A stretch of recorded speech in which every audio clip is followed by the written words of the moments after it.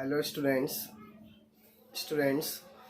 today we will solve one question which was remaining in the exercise 6.1. Okay, and then we will move forward. And students, it is my humble request to you all, please complete your notes so that you can study properly.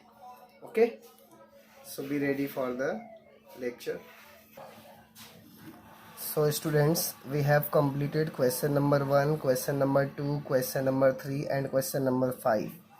Now today we will solve question number 4. Okay, so see the question first. Mr. Sayyed kept rupees 40,000 in a bank at 8% compound interest for 2 years. Okay, then Mr. Fernandez invested rupees 1,20,000 in a mutual fund for 2 years. After 2 years, Mr. Fernandez got rupees 1,92,000. Then you have to find out whose investment turned out to be more profitable. So in this question there are two people. First one is Mr. Sayyed and second one is Mr. Fernandez. So first we will solve for Mr. Sayyed and then we will move forward for Mr. Fernandez. Okay, so let us see the details of Mr. Sayyed. See, Mr. Sayyed kept 40,000 in a bank at 8% compound interest for 2 years. Now see here compound interest, what is there? So we will use formula of compound interest. Okay, now see what is given to us. 40,000 rupees he has invested. So this becomes a principal amount. This is rate of compound interest and this is the time, that is 2 years. So we will use these details to solve this problem. So let us see the solution. Question number 4 we are going to solve. First we will do for Mr. Sayyed. Okay, so for Mr. Sayyed. Now for Mr. Sayyed, what we know? We know principal amount, that is 40,000 rupees. Okay, then rate of interest, that is 8%. Then we know the time is denoted by capital N, 2 years. Okay, now what is the formula that we will write? Formula is A is equal to P principal bracket 1 plus R upon 100 the whole power N. This is the formula by using which you can calculate the amount. Okay, and this amount includes compound interest which you are supposed to get after 2 years. Now let us put the values which we know. Principal value is 40,000 rupees. 1 plus what is rate? 8 upon 100. What is N? 2. Okay, now see how to solve this. This is 40,000. Now here we will do cross multiplication. Okay, now how to do? 100 into 1 will give you 100 plus 8 1 ja 8 and in the denominator 100 is there. So basically what we did, we have cross multiplied. Okay, now this is 40,000 and here 100 plus 8 will give you 108. So 108 upon 100 the whole power 2. Okay, now 40,000 into square is there, means you are going to write it twice. So 108 upon 100 into 108 upon 100. 20 cancel with 20, again 20 cancel with this 220. So finally we are having 4 into 108 into 108. So after multiplication of these three terms you will get the amount value.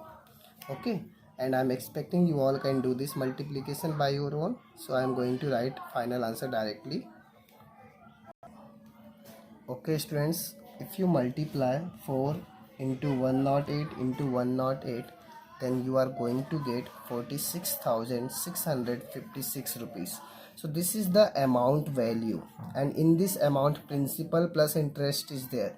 So how to get interest, that is compound interest? How to get it? Compound interest Compound interest is simply written as CI in short form. And what is the formula? Amount minus principal amount. Now what is the amount value? Amount is 46,656 and principal value is 40,000. So if you do subtraction, you will get 6,656 rupees. So this much amount is supposed to be earned by Mr. Syed by investing. So after investing, he is getting this much amount extra. So this is his profit, right?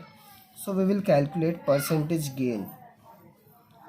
Percentage gain in this case. What is the formula? Compound interest divided by amount invested, that is principal, into 100. Okay, so whatever amount he has got after investment as a extra money upon whatever amount he has invested into 100. So earlier he has got 6,656 rupees. Principal amount was 40,000 into 100. 20 cancels with this 20. Now this is 6,656 divided by 400. So how I am doing this? 6656 I am keeping 2-digit point and divided by 4 is there. That means we have removed these 2 zeros and taken 2 point. So 66.56 divided by 4. Now you can do the division simply. 4 1 ja 4, 4 6 ja 24, 2 is remaining, point is there 25, 4 6 ja 24, 1, so 4 4 ja 16. So in this case percentage gain is how much? 16.64%. Okay, so this is about Mr. Syed. Now we will move forward and we will solve for Mr. Fernandez. So let us do that for Mr. Fernandez. Okay, now in case of Fernandez, invested amount is how much? 120,000. So amount invested is equal to how much? 1,20,000. This is invested amount. Then how much he got? That is amount received. How much amount he has received after investment? 1,92,000. So you can easily calculate what is the profit, right? Therefore profit is equal to subtraction of this 192,000 minus 120,000. And if you do, see what we are getting. 9 minus 2 gives us 72. So he has got 72,000 profit rupees. So this much is the profit. So in this case we will calculate percentage gain. Percentage gain, same way, profit upon investment या फिर investment amount into 100. Now what is the profit? 72,000. What is the invested amount? 1,20,000 into 100. Now we will simplify this. This is very simple. 20 cancels with this 20. Then again 20 cancels with this 20. So what is remaining? 720 divided by 12. And you know 12 6 are 72. So if you do cancellation of this, 6 are and 0 are.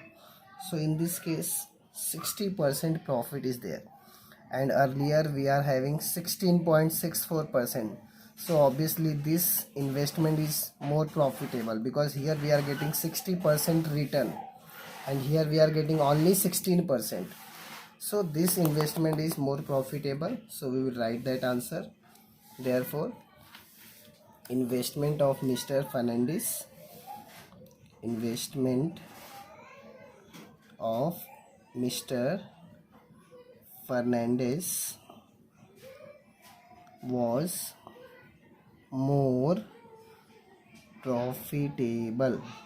Okay, understood now why I am saying this? Investment of Mr. Fernandez was more profitable because he is getting 60% return, whereas Mr. Syed is getting only 16.64%. So obviously investment of Mr. Fernandez is more profitable. Okay, so we are done with this exercise. Now we will see some of the important points which are supposed to be useful for the next exercise. So let us see those topics. Okay students, you can see on page number 102, this is the first table and this is your second table, and third table which is on page number 103 is omitted. So basically what you are going to study, you are going to study table number 1 and table number 2. Now if you look at table 1 and table 2, table 1 is for individuals up to the age of 60. So this is applicable if the individual's age is up to the age 60 only. Means you cannot go beyond 60. Till 60 this table is applicable. And if you cross 60, that is known as senior citizen, and for senior citizen age 60 to 80 this table is applicable. Okay, so these two tables are there in the syllabus for you this year. Now if you look at table, okay, see there are 4 columns. First column is taxable income slabs, then income tax, then education cess, and secondary and higher education cess. So if you look at education cess and secondary education cess, up to 2,50,000 there is no tax, but after that education cess is fixed 2% always, and secondary and higher education cess is 1% always. Okay, so you don't need to be worried about this. Always remember, up to 2,50,000 no tax for this table, and for second table you will see up to 3 lakhs no tax is there. Okay, understood now? So for first table, that is up to the age of 60, up to 2,50,000 no tax, but for second table up to 3 lakhs no tax because nil is there. So up to 3 lakhs no tax for senior citizen. Okay, but if you cross that slab and if you enter 2,50,000 1 rupees to 50,000, 5% tax is there. Then after 5 lakhs to 10 lakhs rupees 12,500 plus 20% tax is there, and for more than 10 lakhs 1,12,500 plus 30% tax is there. So students, you should remember these tables properly, then only you will be able to solve next exercise. So after completing your previous exercise, you will make these two tables in your notebook. Okay, so that will be your homework. Okay, so you are going to write table 1 and table 2 which is there on page number 102. Okay, and definitely you will learn these two tables, because if you are not understanding these two tables now, then you will not understand the next exercise. Okay, so for that purpose it is most important to learn these two tables thoroughly. Okay, so for today I am stopping my lecture, but make sure you are doing these two tables properly and remember these two tables. Okay, thank you, bye.